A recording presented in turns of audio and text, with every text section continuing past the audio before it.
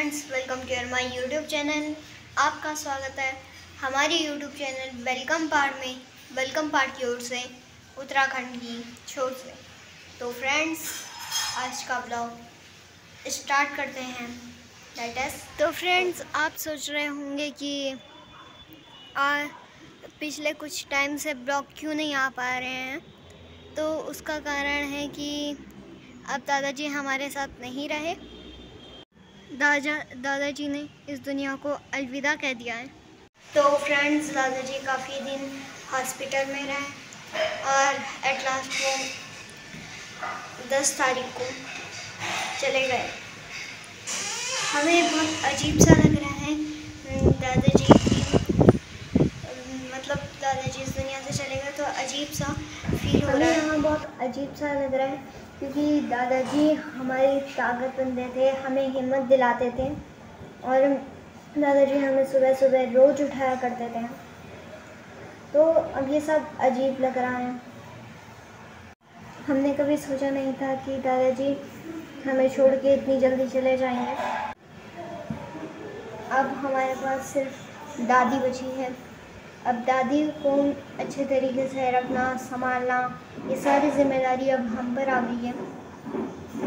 दादी को अच्छे तरीके से क्योंकि दादी भी बहुत एक तरह से बीमारी है। तो दादाजी जब हॉस्पिटल गए थे तो दादाजी भी हॉस्पिटल में लगभग 5 या 6 दिन रहे। तो फ्रेंड्स, हमारे दादाजी एक आर्मी रिटायर थे।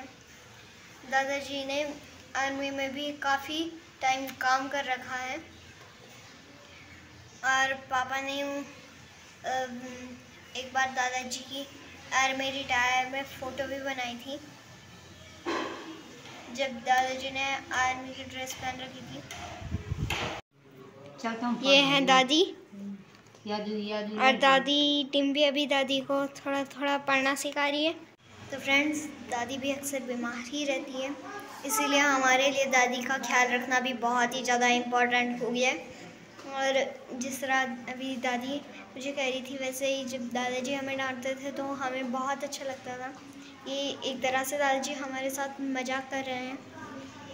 तो दोस्तों,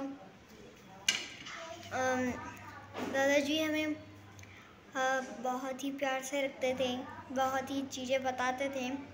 सबसे पहले तो सुबह उठ के दादाजी हमें उठाते थे और दादाजी हमें पुराने ज़माने की बहुत सारी कहानियाँ सुनाते थे और कई कहानियों में तो मजाक भी करते थे।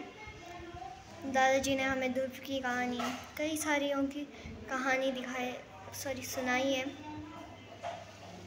और दादाजी कई बार हमें पढ़ाया करते थे।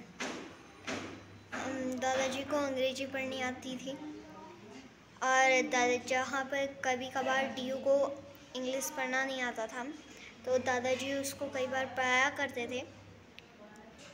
और कई बार मैंने ये भी देखा है कि दादाजी उसको पढ़ाते थे, लिखाते थे। हर डीयू भी दादाजी के साथ पढ़ता था। अब दादाजी की ये सारी बातें, ये सारी चीज़ें हमारे मन में ही रह जाएंगी। अब हमें ये सारी चीज़ें दोबारा देखने को, सुनने को नहीं मिलेंगी। ये देखिए, ये दादाजी की बैसाखी है और पापा कह रहे थे कि इन बैसाखियों को किसी ज़रूरतमंद को दान कर देंगे, नहीं तो इन्हें हॉस्पिटल में दे देंगे। ऐसी कई सारी चीज़ें दादाजी की हैं। नए कपड़े हैं, जूते हैं, जिन्हें हम किसी को दान करेंगे। और संसार घट घट वासी है प्रभु, अविनाशी करतार। तो फ्रेंड्स, आज का ब्लॉग करते हैं यहीं पे एंड।